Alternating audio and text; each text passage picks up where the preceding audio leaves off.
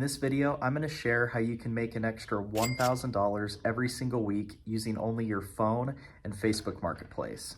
So whether you're looking for a reliable side hustle or you want to go all in on being self-employed, be sure to hit the subscribe button. I'm going to be posting a new video every single day showing how I make a living from flipping couches. Some of these videos I actually recorded over a year ago. I packaged them together and sold them as a course, but now I've decided to put them on YouTube for free for you guys to watch.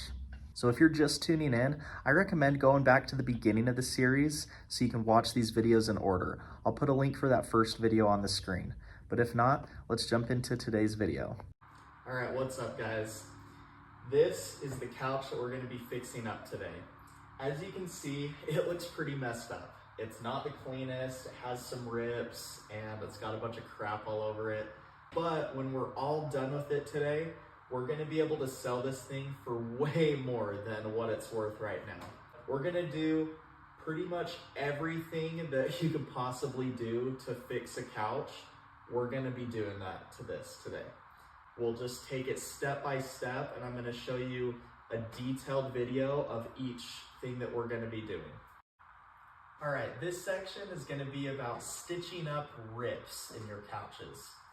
Honestly, this is one of the most common problems that you'll see your couches needing aside from cleaning stains. This may be something that you don't already know how to do, is sewing, but that's gonna be something that you'll really benefit from learning.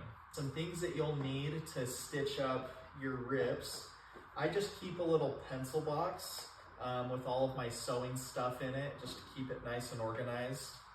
What you'll want is several different spools of thread that are for all of the common couch colors. So you'll want everything from cream, tan, brown, light brown, dark gray, light gray, regular gray, navy blue. You want all these colors of thread just on hand. That way, if you get a couch with a rip, you'll have a spool of thread that you can use to just get it stitched up. And then these are really cheap. You can just buy a pack of sewing needles from the store and then a couple thimbles so you can protect your fingers. And you'll need a pair of scissors as well. I will just kind of give you a very brief demonstration of me stitching this huge rip on this couch. Sewing up rips, this can really help improve and increase the value of the couches you're selling, because a lot of people are just kind of lazy and they don't feel like sewing up rips that happen on their couches. So a lot of times they'll sell a couch like this for super cheap, for 30 bucks, 20 bucks, or even free.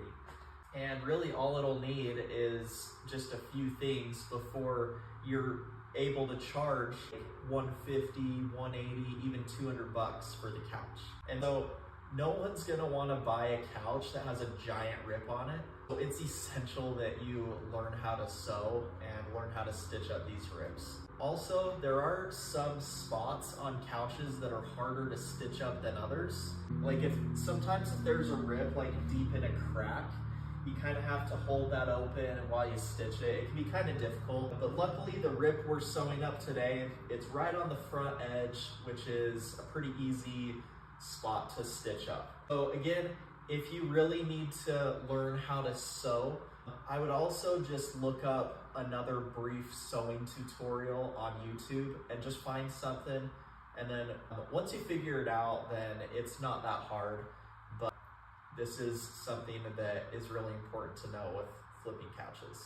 Let's go ahead and get this stitched up and see how much nicer it looks once this rip is stitched up. All right, so here's just a very brief tutorial on how to stitch up a rip in a couch. What you're first gonna need is you're gonna need to find some thread that matches the color of your couch, or as close as you can get it. I'm trying to decide which thread is gonna be best. The threads I have right now aren't the greatest. Some of them are a lot darker than the couch and some of them are a lot lighter, but we're gonna go with this thread. I feel like that matches the closest. So it's kind of just hanging off. We're gonna need scissors, sewing needles, and the matching thread. And so we're gonna set the rest of that aside. What we're gonna do first is we're just gonna get a big long piece of thread. So I like to grab one end and hold the spool and just go my full wingspan.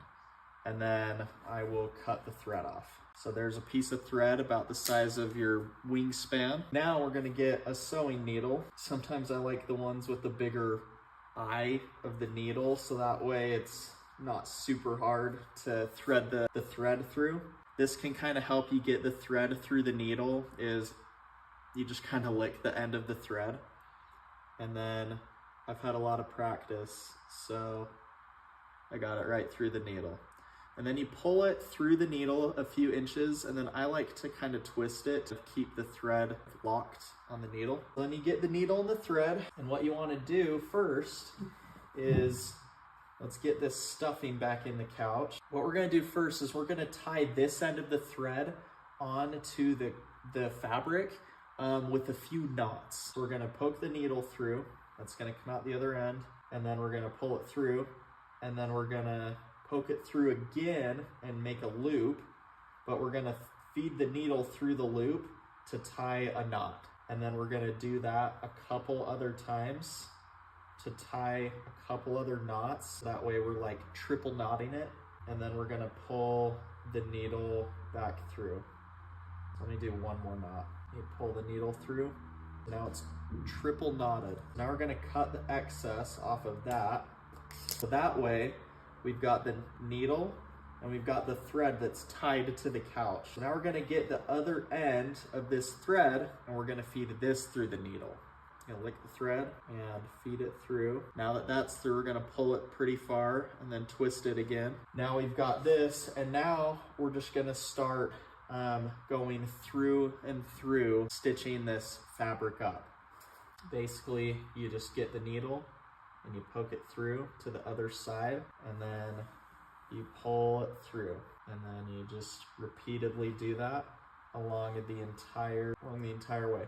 Now don't worry about stitching up your rips perfectly, because it doesn't have to be perfect, but you just want to try and get better and better over time with stitching them up looking neater and neater.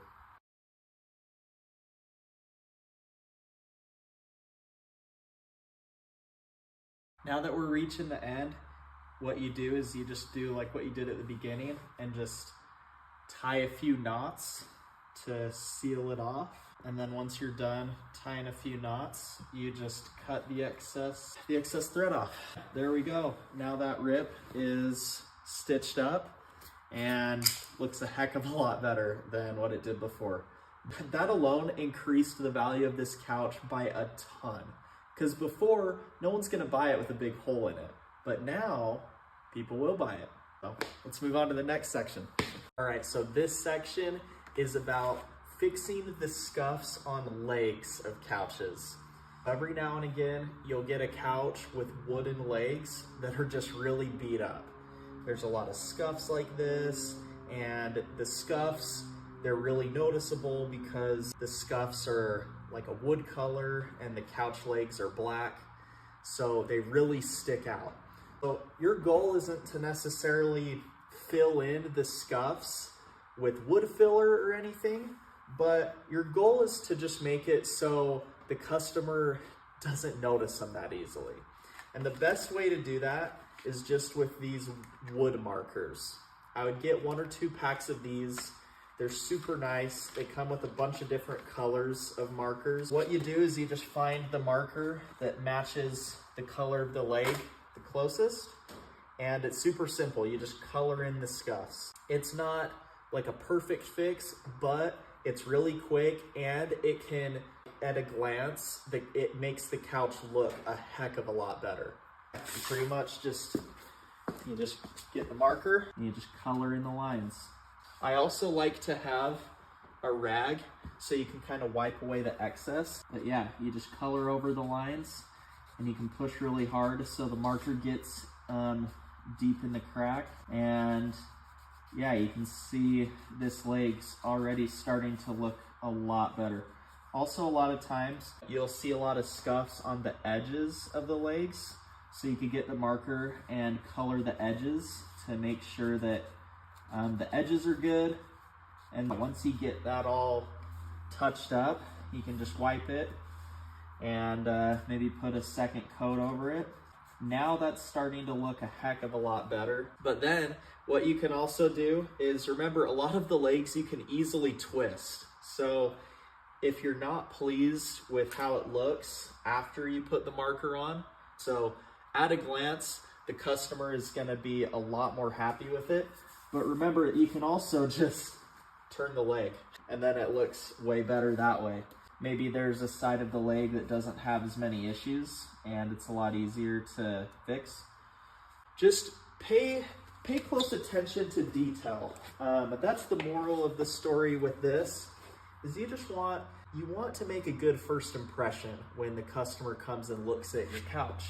You want there to not be any big glaring errors. You just want to do the best you can to fix all these problems while also trying to fix them as quickly as you can, right? Because you don't want to be spending all day making every couch perfect. You just want to spend as little time as you can making it look as good as possible. And when you start getting all of these supplies to fix the couch, then you'll have those ready to go and you won't have to worry about getting anything to fix it. It'll all be right here at your storage unit, and then you'll be able to bring in a new couch, quickly identify what it needs, and then just get to work. And most couches, depending on what they need, I'm not spending much more than an hour on each couch. Sometimes it'll take a while to stitch up a big rip or something like that, but a lot of times I just touch up the legs, I get any pet fur off, vacuum it, clean any little stains, then it's usually good to go. But yeah, feel free to keep referring back to these videos, and practice makes perfect, right? The more couches you fix, the better you'll get, and the more you'll know what to do when you see these problems.